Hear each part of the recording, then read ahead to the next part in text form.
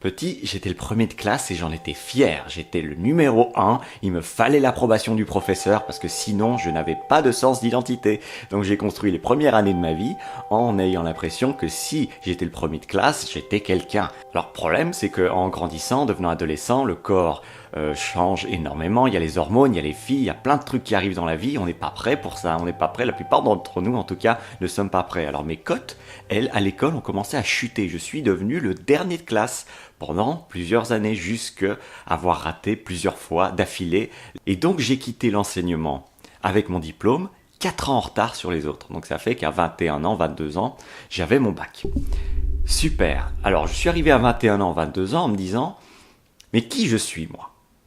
Parce que les premières années de ma vie, j'étais le premier de classe. C'était super d'être le premier de classe et de recevoir tout cet amour des professeurs et des parents. Quand on est le premier de classe, tout va bien. Mais quand on est le dernier de classe, où est-ce qu'on le trouve, cet amour des gens autour de soi ? Est-ce qu'il y a beaucoup de parents qui vont venir féliciter leur enfant ou essayer d'aider leur enfant quand l'enfant est dernier de classe ? Ou est-ce que le réflexe, ce serait pas plutôt de voir s'il n'y a pas moyen de punir cet enfant pour qu'il change ses codes et qu'il se reprenne en main ? C'est complexe la vie. Alors moi je suis arrivé à 21, 22 ans, je savais pas qui j'étais.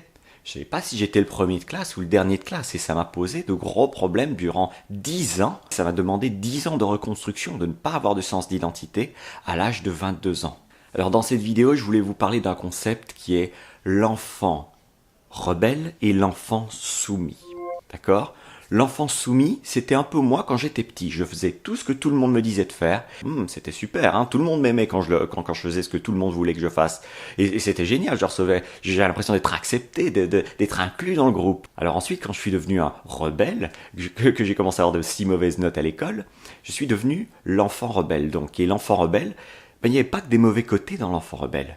L'enfant rebelle, c'est quelqu'un qui décidait de ne pas avoir les autres lui dire qui il était. L'enfant rebelle, c'est quelqu'un qui a un sens d'identité, qui peut remettre en question. Là où l'enfant soumis, il va attendre que tous les autres lui collent une étiquette pour qu'il puisse se reconnaître quand il se regarde dans le miroir. Donc, la question que je vous pose ici, c'est est-ce qu'il y a plus d'enfants rebelles en vous ou est-ce qu'il y a un enfant soumis ?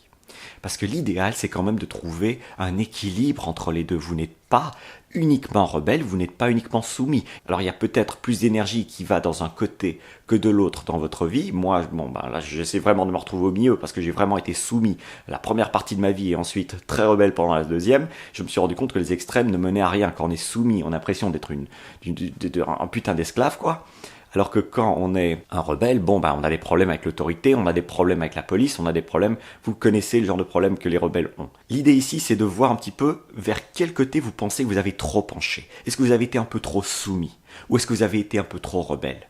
Parce que le vrai vous, il se situe un peu plus vers le rebelle si vous êtes trop soumis, et un peu plus vers le soumis si vous êtes trop rebelle. Parce qu'on ne va pas pouvoir être en rebelle toute sa vie et être tout le temps en conflit avec l'autorité. Ça va être difficile d'être heureux si on est trop rebelle. Et ça va être difficile d'être heureux si on est trop insoumis parce que vous avez des choses à faire valoir. Vous avez une identité à assumer et à imposer aux autres. Parfois, il faut marcher sur les pieds des autres. Parfois, il faut écraser des orteils.